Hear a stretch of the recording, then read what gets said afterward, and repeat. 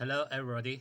Let's return to the classic thought experiment of the brain in a vat. How can we prove that our brain is not actually inside a vat, controlled by a mad scientist simulating our entire reality?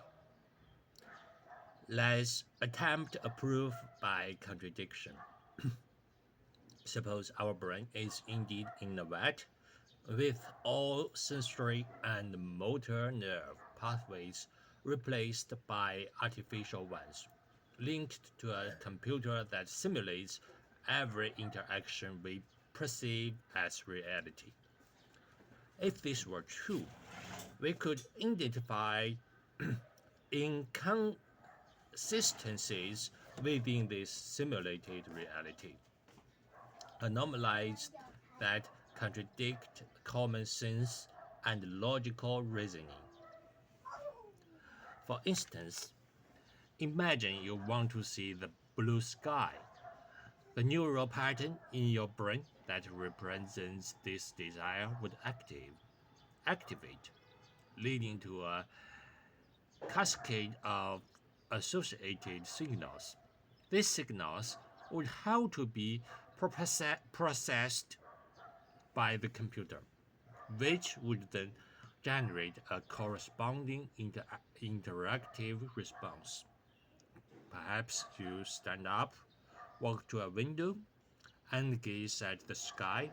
The computer would also have to simulate all the associated sensory experiences, including the sound of your footsteps, the feel of the floor, and even the breeze on your face.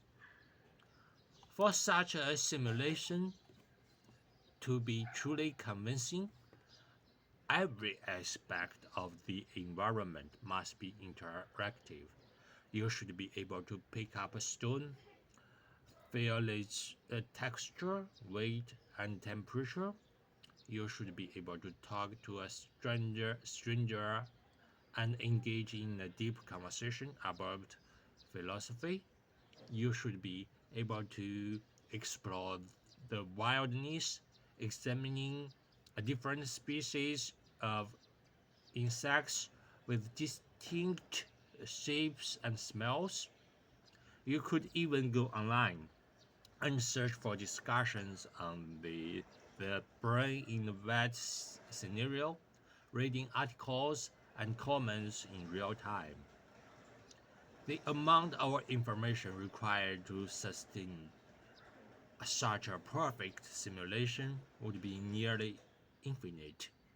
For this to be achieved, the computer's processing power must be vast beyond imagination, and the scientist controlling it must possess complete knowledge of all things. This level of simulation would be impossible for any human to create unless, of course, we posit the existence of an all powerful creator of deity. However, if a divine being over is orchestrating everything, then what we experience is not a simulation, but a reality itself. But what if the simulation is not perfect? What if the scientists only need to deceive us with a limited amount of knowledge?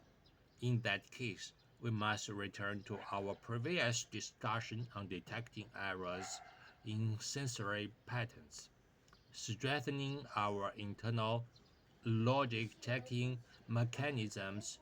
Our ability to question, explore, and analyze is crucial. For example, if you notice that all spiders in your world have six legs instead of eight, or that objects of different weights but identical shapes fall at the same speed, this should trigger critical thinking. Likewise, the theory of neural imprinting suggests that Frequently activated neural patterns strengthen their internal connections over time.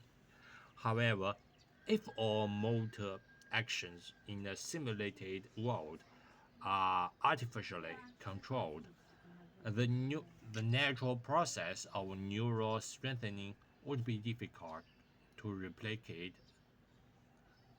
accurately. Imagine playing basketball in the simulation. You may feel like you should catch the ball easily, but something seems off. Your reactions are slower, your movements less fluid. In martial arts, you might anticipate dodging a punch but find that your body lags behind your intention. These discrepancies could be subtle yet revealing. If such inconsistencies exist, they indicate that your reality is being manipulated, reinforcing the need for a strong internal logic checking mechanism. Some might suggest extreme methods to test the simulation, such as self mutilation. If a brain in a vat were to serve,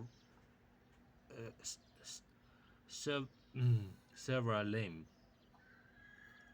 the computer would have to simulate the pain, blood loss, and shock.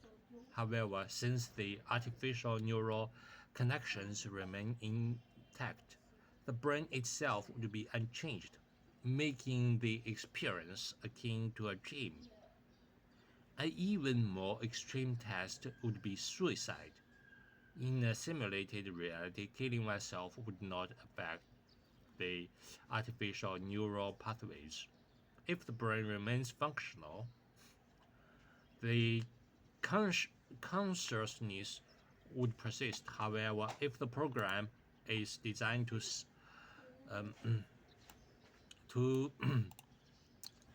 sever all artificial connections upon detecting a fatal event, then the experimenters would have no way to verify the outcome. In any case, such a test is both dangerous and unethical.